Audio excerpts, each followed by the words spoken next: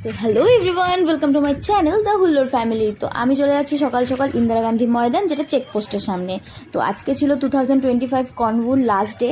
তো আমি অনেক টেনশনে ছিলাম যে আমার অনেকটাই লেট হয়ে গেছিলো, অলরেডি 11টা বাজতে চললো আর আমার 11টার মধ্যে ঢুকতে হবে। তো টেনশনে আমি তো যাচ্ছিলাম, ভাবছিলাম যে কী যে হবে আজকে, যে এতটাই লেট করে ফেললাম।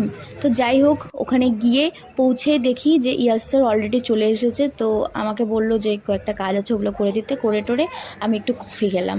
কফি খেতে খেতে তারপর একটু বোর হচ্ছিলাম, কারণ ওখানে কেউ আসছিল না। তারপর এখানে বিপ্লব দা, শুভম সবার সাথে এখানে একটু আড্ডা দিচ্ছিলাম, আর স্যাররা ওখানে একটু গল্প করছিল। তো যাই হোক, তারপর আমাদের হাতে চলে এসেছিলো বাইরে লাঞ্চ করার সময়। তো লাঞ্চ করতে গিয়ে দেখি বাইরের আকাশটা এত সুন্দর লাগছিল, মানে বলার বাইরে। তো আমি প্রথমে যাব ওয়াশরুম থেকে তারপর যাব লাঞ্চ করতে। তো আমি শুভমকে বলছিলাম, যা তুই গিয়ে লাইনে দাঁড়া, আদারওয়াইজ প্রচুর ভিড় হয়ে যাবে, আমি আসছি চট জলদি। তো খাওয়া দাওয়ার পর গিয়ে যখন ফিরলাম, তখন দেখি আমাদের ওখানে অ্যাওয়ার্ড দিচ্ছে, যেটা সব স্টলেই দেওয়া হয়েছে সেম জিনিস। তো ম্যাম এখানে আমাকে ভিডিও করতে দিয়ে দিয়েছে, তো আমি এটার ভিডিওটা করতে পারিনি, দেখাতে পারিনি। তো তারপর যখন বসার টাইম পেলাম, বসে বসে ভিডিও করতে পেরেছি, কারণ যখন সবাই কাস্টমার সার্চ ছিল তো আমি একদম ভিডিও করার টাইম পাচ্ছিলাম না।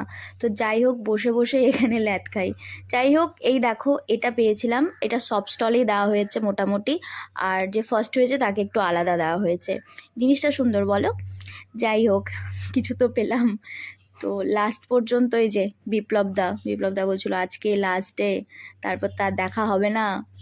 ওই বলছে ফোন নাম্বারটা দাও। আমি যে ফোন নাম্বার অলরেডি তোমার কাছে আছে, ওটাতে শেয়ার করেছিল, আমাকে কিছু একটা শেয়ার করেছিল। যাই হোক, তো আমি তারপর বেরিয়ে দেখি আকাশটা তো আরও সুন্দর লাগছে। আমি বেরিয়েছিলাম অ্যাকচুয়ালি সবগুলো স্টলগুলো ঘুরে ঘুরে দেখার জন্য। তো আমি ঘুরে ঘুরে দেখছি। তো আজকের ব্লগটা এখানেই শেষ করছি, দেখা